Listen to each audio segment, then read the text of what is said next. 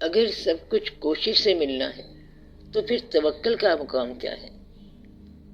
توکل کا معنی ہے اللہ کا یقین اور آسرا۔ اگر توکل ہے، بھروسہ ہے، اور آپ بھروسہ کر رہے ہیں تو موت تک ہی بھروسہ کرنا۔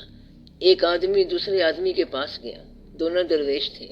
پہلا آدمی جب اپنے ہوسٹ میزبان کے پاس پہنچا تو گیسٹ نے آنے والے میزبان کے پیچھے نماز مغرب پڑھی، بعد میں سلام کیا اور ملے۔ پوچھا کہاں سے آئے ہو؟ اس نے کہا فلاں بستی سے آیا ہوں، آپ کی شہرت سنی تھی اس لیے ملنے آ گیا۔ میزبان نے پوچھا یہ بتاؤ کہ تمہارا ذریعہ معاش کیا ہے؟ مہمان درویش نے کہا میں تمہیں اپنا ذریعہ معاش بتاتا ہوں، لیکن پہلے میں وہ نماز دوبارہ پڑھ لوں جو تمہارے پیچھے پڑھی ہے، کیونکہ وہ ضائع ہو گئی۔ اس نے نماز پڑھی تو میزبان نے پوچھا اب بتا کیا بات ہے، کیوں ناراض ہو گیا؟ مہمان درویش نے کہا تو اللہ والا ہو ہی نہیں سکتا جو ذریعے کے ساتھ معاش کو وابستہ کرتا ہے، کیونکہ معاش اللہ کے حکم کے ساتھ ہے۔ مارکیٹ میں سارے دکاندار کام کرتے ہیں، چاہیے تو یہ کہ سب کا ایک جیسا کاروبار چلنا چاہیے، مگر باہر کسی ایک ریڑھی والے کا کام زیادہ چلتا ہے۔ کائنات کے ذرے ذرے کو رزق مل رہا ہے۔ اللہ تعالیٰ نے کہا کہ میں سب کو رزق دیتا ہوں، اور آپ دیکھتے ہیں کہ رزق مل رہا ہے۔ دریا کے اندر مل رہا ہے، سمندر کے اندر مل رہا ہے، پہاڑوں کے اندر مل رہا ہے، بلکہ پتھر کے اندر جو چھوٹا کیڑا ہے اس کو بھی رزق مل رہا ہے۔ رزق جو ہے وہ خیال کا بھی مل رہا ہے، نور کا اور روشنی کا رزق مل رہا ہے، احساس کا رزق مل رہا ہے، وجود کا رزق مل رہا ہے، اور ایکچول مال بھی مل رہا ہے۔ اس لیے جب آپ توکل کرنے پہ آ جائیں تو پھر آپ اتنا اعتبار کرو کہ دینے والا دے گا، اور کب تک دے گا؟ یہ توکل موت تک کرنا ہے۔ وہ آپ کو آخری سانس سے 2 منٹ تک پہلے بھی کھلا سکتا ہے۔ توکل محنت کی نفی نہیں کرتا، محنت کرنے کا نتیجہ تو ویسے بھی اللہ نے دینا ہے۔ توکل کا معنی ہے ڈیپینڈ کرنا، بھروسہ کرنا، اور اپنے آپ درمیان میں انٹرفیئر نہ کرنا۔ تو بھروسہ کرو۔ توکل کرنے والے متوکلین وہ ہوتے ہیں جن کا بھروسہ اللہ کی ذات پر ہوتا ہے۔ وہ سبب کے ساتھ دے یا بلا سبب دے، دینے والا وہ خود ہے۔ اپنے آپ پر بھروسہ نہ کرنا کہ ہم اپنے رزق کو کارخانے سے متعلق سمجھتے ہیں، دکان سے متعلق سمجھتے ہیں۔ ایک آدمی کا بچہ بیمار ہو گیا، اس کی بیوی نے کہا آج دکان پر نہ جاؤ۔ اس نے کہا یہ کیسے ہو سکتا ہے، آج دکان پر نہ جائیں گے تو رزق کیسے ملے گا؟ بیوی نے کہا دکان پر رزق کیسے آتا ہے؟ اس نے کہا گاہک آتے ہیں، سودا لے جاتے ہیں اور رزق بن جاتا ہے۔ بیوی نے کہا پھر وہ گاہک پیسے کہاں سے لاتا ہے؟ تو یہ راز ہے رزق کا کہ جو تیرے پاس رزق لایا وہ کہاں سے لایا؟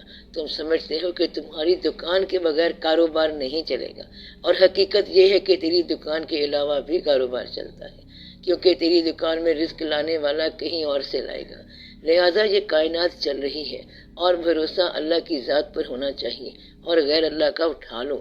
غیر کا خیال وہم ہے اور وہم ہوتا ہے، اس کے علاوہ کسی ذات پر بھروسہ کرنا۔ اس طرح تو دکان بھی غیر اللہ ہے، نوکری بھی غیر اللہ ہے۔ اگر نوکری نہیں کرو گے تب بھی تمہارا کام ہو جائے گا، کام نہ ہو تب بھی ٹھیک ہے۔ تو توکل یہ ہے، پھر کام ہو کے رہتا ہے۔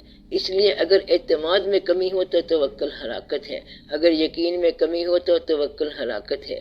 ایک مرتبہ حضور پاک صلی اللہ علیہ وسلم نے حکم دیا کہ توکل تو ہے لیکن اونٹ کو باندھ کے آؤ۔ وہ اصل میں بات یہ تھی کہ ایک شخص حضور اکرم صلی اللہ علیہ وسلم کی بات سن رہا تھا اور اس کے اونٹ باہر تھے، وہ بار بار ڈسٹرب ہو رہا تھا۔ اگر بات حضور پاک صلی اللہ علیہ وسلم کی ہو اور ڈسٹرب کرے کسی اور کا خیال تو سارا کام ہی غلط ہو جائے گا۔ تو اس شخص کو کہا گیا کہ پہلے اونٹ باندھ کے آؤ۔ یہ آپ صلی اللہ علیہ وسلم کا رحم تھا کہ اس کو اس طرح سمجھا دیا، ورنہ تو اللہ کے حبیب صلی اللہ علیہ وسلم کی محفل میں اونٹ کا خیال اور ذکر کیسا؟ تو جن کی توجہ اور طرف ہوتی ہے ان کو یہ راز بتایا جاتا ہے۔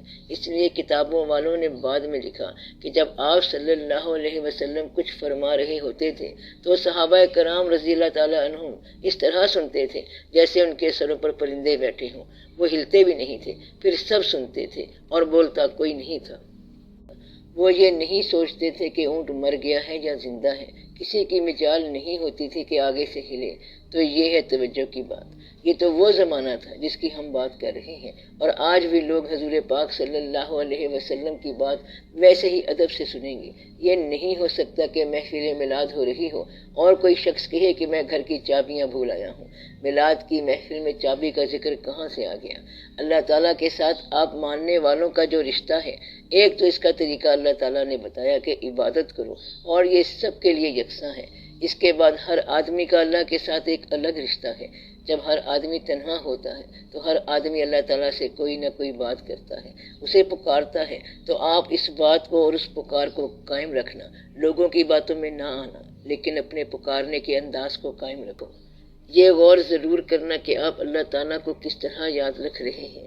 جب اللہ کو یاد رکھو تو یہ شکر ادا کرنا کہ اسی نے آپ کو یاد رکھنے دیا۔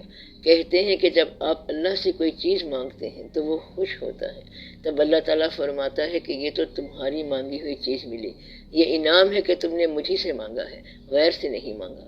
تو آپ اسی کو یاد رکھیں اور اسی سے کام رکھیں، پھر اللہ سے یہ تعلق بن جائے گا کہ یا تو آپ کی ضرورت پوری ہو جائے گی یا پھر آپ سوال چھوڑ دیں گے۔